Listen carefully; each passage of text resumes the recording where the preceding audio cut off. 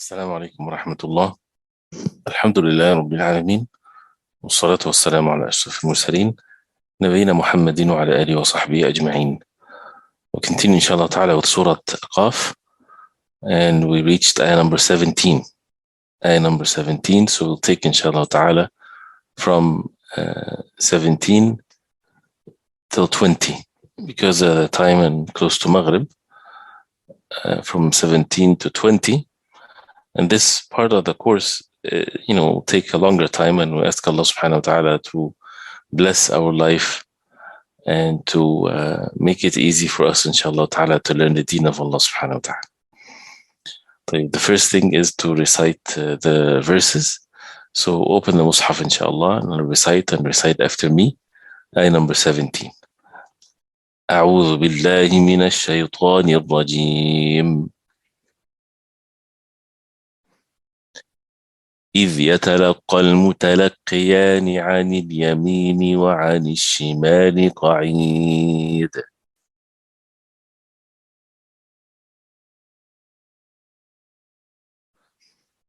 إذ يتلقى المتلقيان عن اليمين وعن الشمال قعيد. And the dal at the end with قلقلة. The next verse.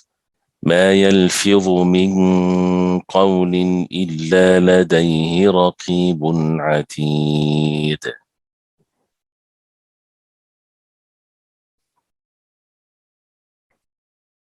ما يلفظ, make sure that the kasra is kasra, يلفي. يلفظ من قول, this is إخفاء, and the heavy tone because the qaf is heavy. من قول إلا لديه رقيب عتيد. رقيب عتيد إظهار, so no tone, no غنة, nothing inshallah. The next verse. وجاءت سكرة الموت بالحق ذلك ما كنت منه تحيد.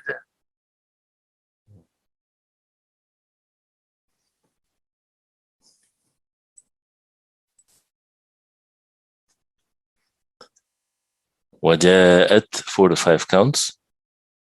سكرة الموت بالحق.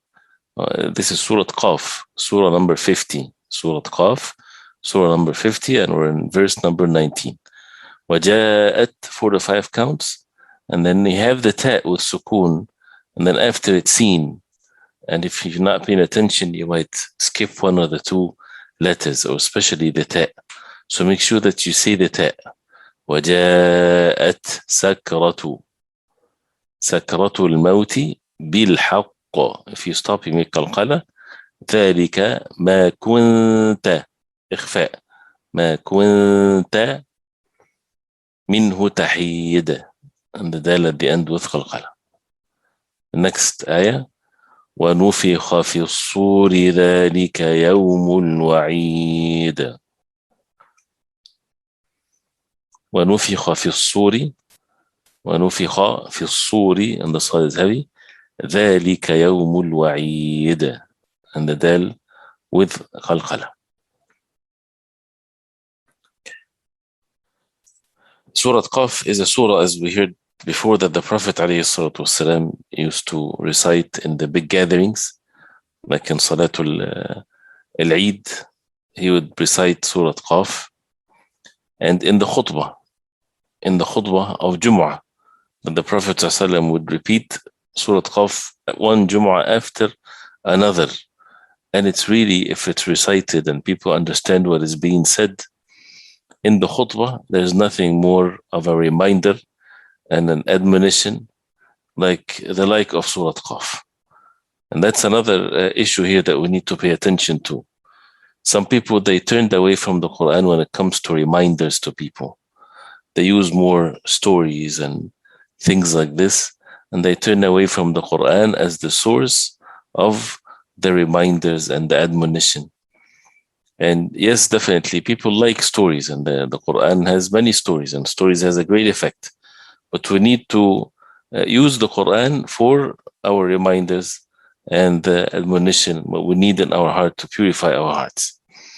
So, ayah number 17 which says إذ يتلقى المتلقيان عن اليمين وعن الشمال قعيد. When the two, I'll just recite the translation first and then we go through the tafsir. When the two receivers receive, seated on the right and on the left. This is right after the ayah that we took last time about how Allah subhanahu wa ta'ala, He knows what we whisper with and what our whispers, and He is closer to us with His knowledge, with His power, and the angels are very close to us, more than our jugular vein. And then the verse afterwards talks about إذ يتلقى المتلقيان عن اليمين وعن الشمال قعيد. المتلقيان are the two angels, and يتلقى is the verb of it. المتلقي is the receiver. يتلقى receives. And we'll talk about the word inshallah ta'ala. إذ, so when the two angels, they receive, when the two receivers, they receive. And these are the angels. عن اليمين وعن الشمال. One is on the right, writing the good deeds, and one is on the left, writing the bad deeds. قعيد. Each and every one of them, each of the two is قعيد. That means he is ready. قعيد, the word قعيد comes from قعد, sitting.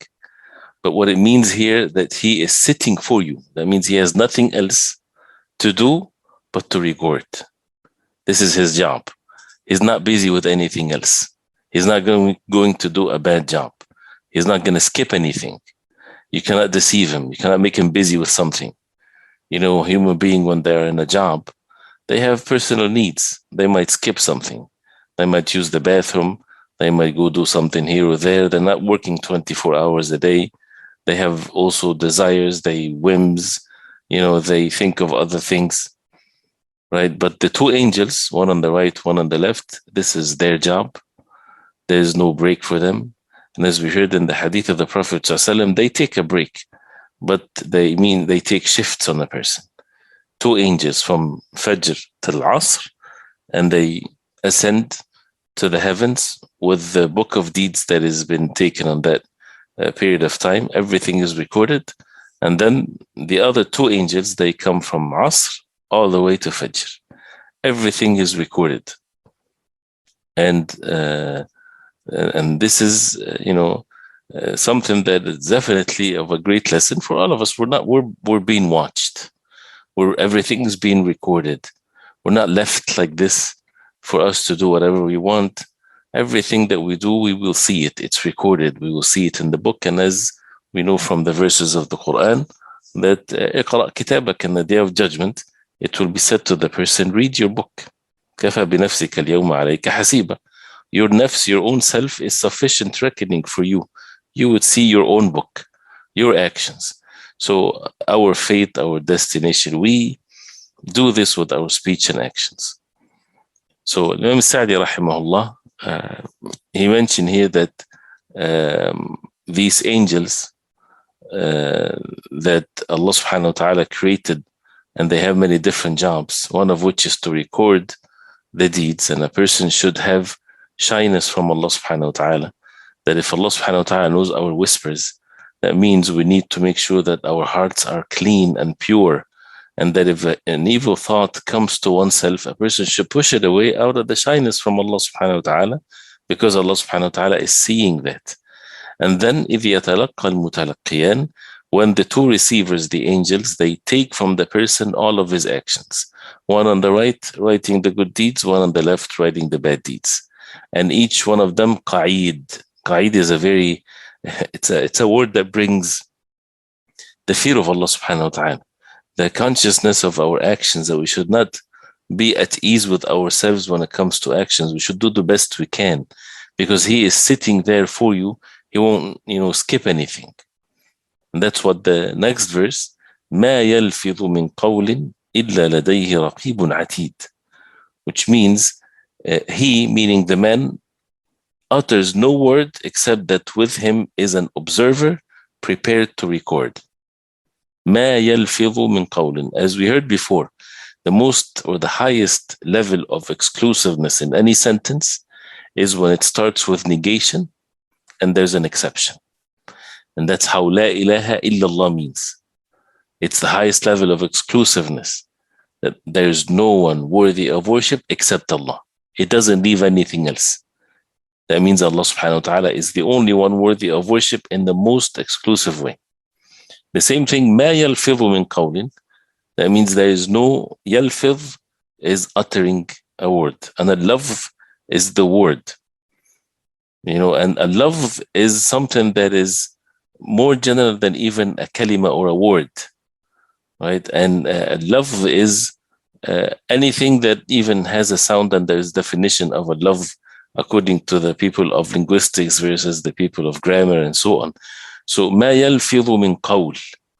There is no qawl or speech that a person would utter, whether it's good or evil, إلا لديه رقيب عتيد, unless the human being, he has raqib. Raqib is an observer, and atid is someone that is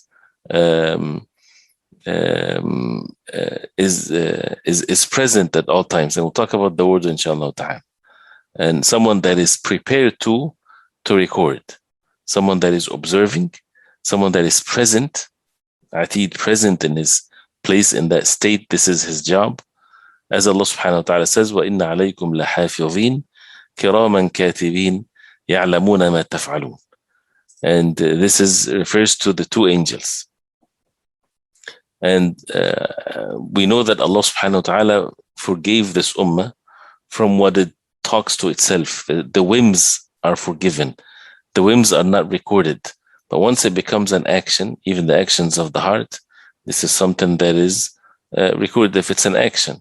But here also, everything that a person utters, it's going to be recorded. And of course, anything that is of an action, if a person do any action. And the subject of do the angels write every single kalam and everything, every single words that a person say? Some said yes, according to this ayah, because the ayah says ما يلفظ من قول إلا لديه رقيب عتيد. And so others, they said they only write what's ثواب and عقاب.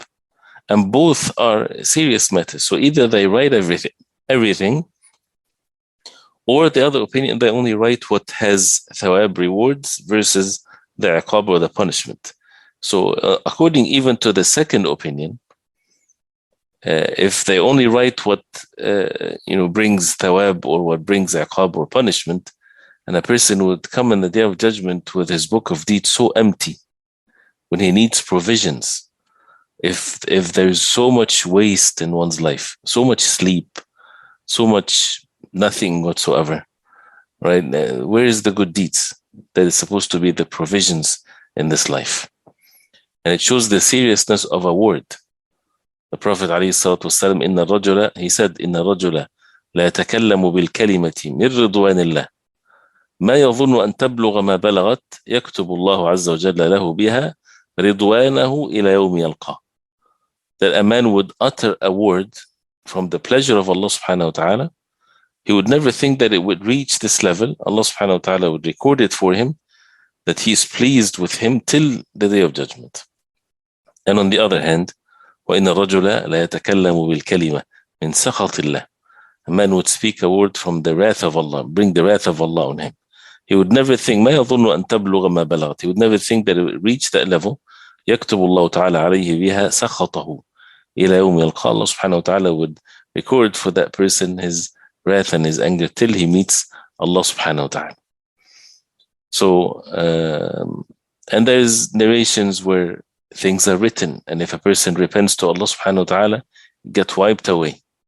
And التوبة تجب ما قبلها والتائب من الذنب كمن لا ذنب له.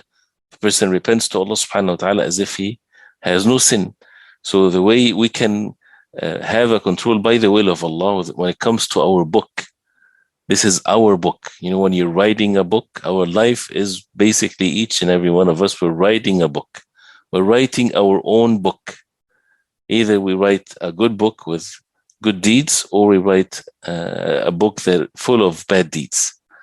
And before we do anything, before we say anything, we have to think of whether this is going to be recorded as a good thing or a bad thing. And that's what one of the early generations of Islam, he said, Al-Hasan al-Basri rahimahullah, when he recited this ayah and he described it, he said, فَعْمَلْ مَا شِئْتَ أَقْلِلْ أَوْ أَكْثِرْ. Do whatever you want. Do less or do more. حَتَّى إِذَا مِتَّ طُوِيَتْ صَحِيفَتُكَ. So that when you die, your book will be closed. وَجُعِلَتْ فِي عُنُقِكَ مَعَكَ فِي قَبْرِكَ. And it will be by your neck in your grave till the day of Al-Qiyamah. And that's what the ayah, وَكُلَّ إِنسَانٍ أَلْزَمْنَاهُ طَائِرَهُ فِي عُنُقِ. And it will come on the day of judgment, a book for him to read. اقرأ كتابك, read your book. The justice of Allah subhanahu wa ta'ala. So this is, when we look at our life from that perspective, that we are writing our book. And this book is going to be an everlasting book, an everlasting benefit or harm. The effect of that book as an everlasting way in the day of judgment. It's a very serious matter.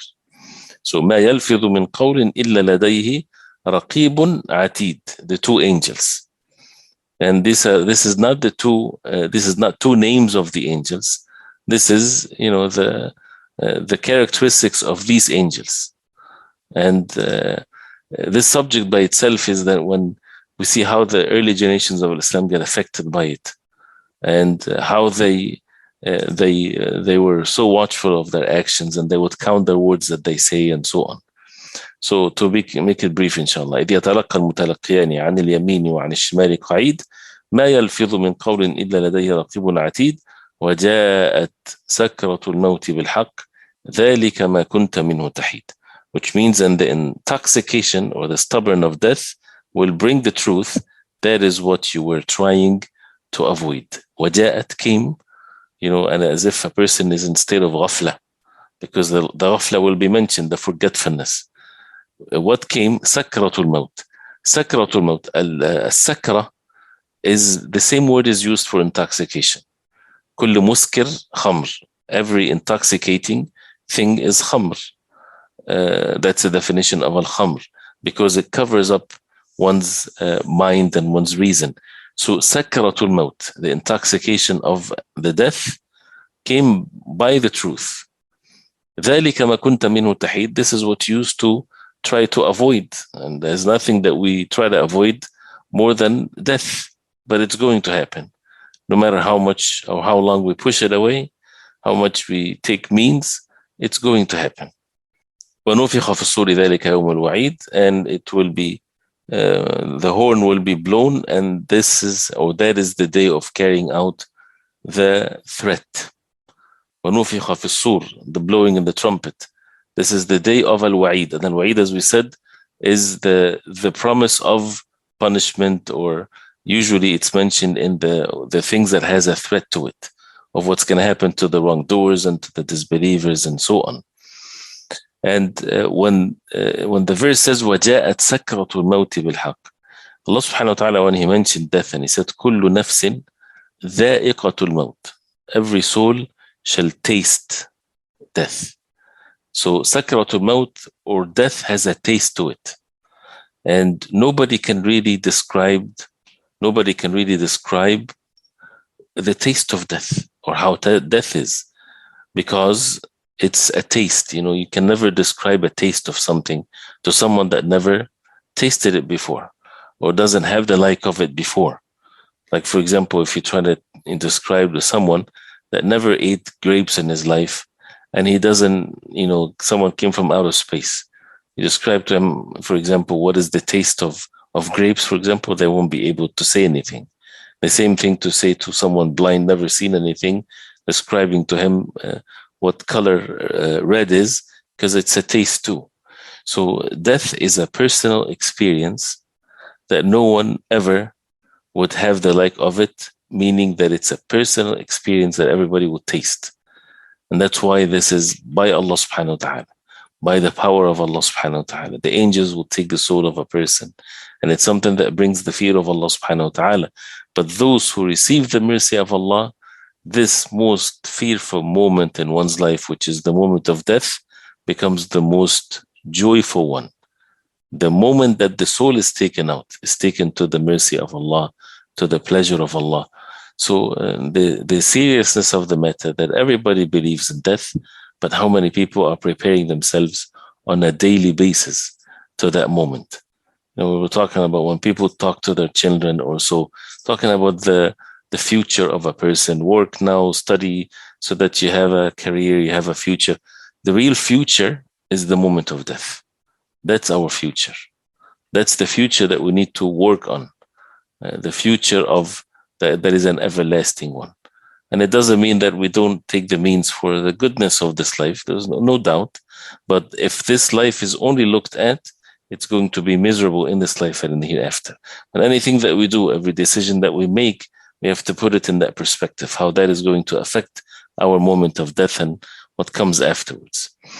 Briefly, inshallah ta'ala, because of the time, is when, إذ يتلقى receive from lam qaf ya, lam qaf ya, and التقيتم alqa, liqa, meeting, and iltaqa.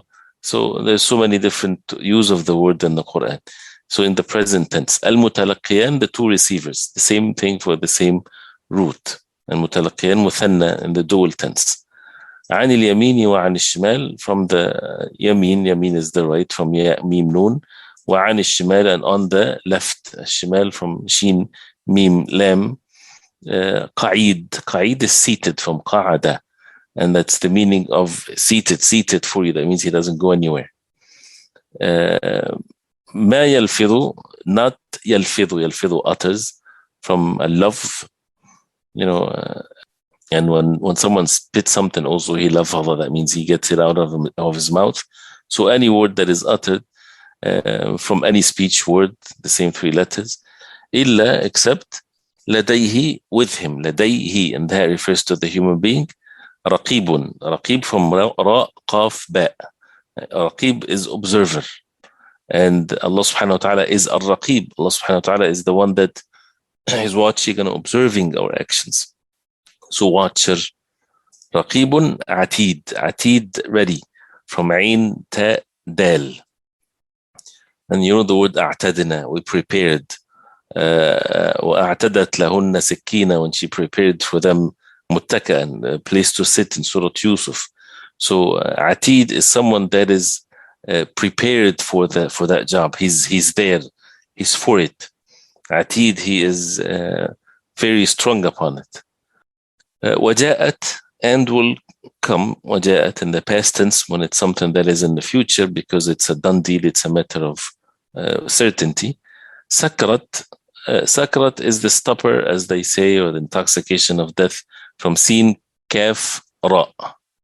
That's the intensity of death, a state that a person never witnessed in his entire life. So it has to be something different, and may Allah subhanahu wa ta'ala make it easy for all of us. And as the Prophet ﷺ, when he said that in death, Allahumma hawwin alayna sakaratil maut, to make it easy for the person, the stupors of death. Al-maut is death, and that's the same three letters of the word. And then maut is mentioned so many times in the Quran. Bil-haqq, in the truth. In truth, and qaf, that's the root of it. ذلك, or that. ذلك ما kunta, what you were. Minhu, from it, meaning from death. Tahid, avoiding. From ha, ya, dal. So haida is to turn away from what the straight path of, or so. So tahid, this is what you're trying to avoid. And as if it's, as Allah subhanahu wa ta'ala mentioned in the Quran, that قُلْ إِنَّ الْمَوْتَ الَّذِي تَفِرُّونَ مِنْهُ فَإِنَّهُ مُلَاقِيكُمْ. You flee, you run away from death, and it's going to come and meet you. It's coming straight to you, and you're trying to go here or there to avoid it. وَنُفِخَ, and will be blown. وَنُفِخَ, and it's in the past tense, from the same three letters, from blown. وَنُفِخَ فِي الصُّورِ, and the sur is the trumpet. The same three letters is the root of it. ذَلِكَ, that. يَوْمُ, the day of al-wa'id, of warning, and the wa'id, we talked about it before. So we ask Allah subhanahu wa ta'ala to protect us from the evil of within our own selves and to forgive our sins. We'll stop here, inshallah ta'ala. We'll continue, inshallah ta'ala, tomorrow and reflecting upon the verses and talking about the benefits of it at the end, inshallah ta'ala. طيب, inshallah, because of the time and the salah, we'll stop here, inshallah, and we'll continue next time. Tomorrow, inshallah. وصلى الله وسلم وبارك على محمد وصحبه وسلم. والسلام عليكم ورحمة الله وبركاته.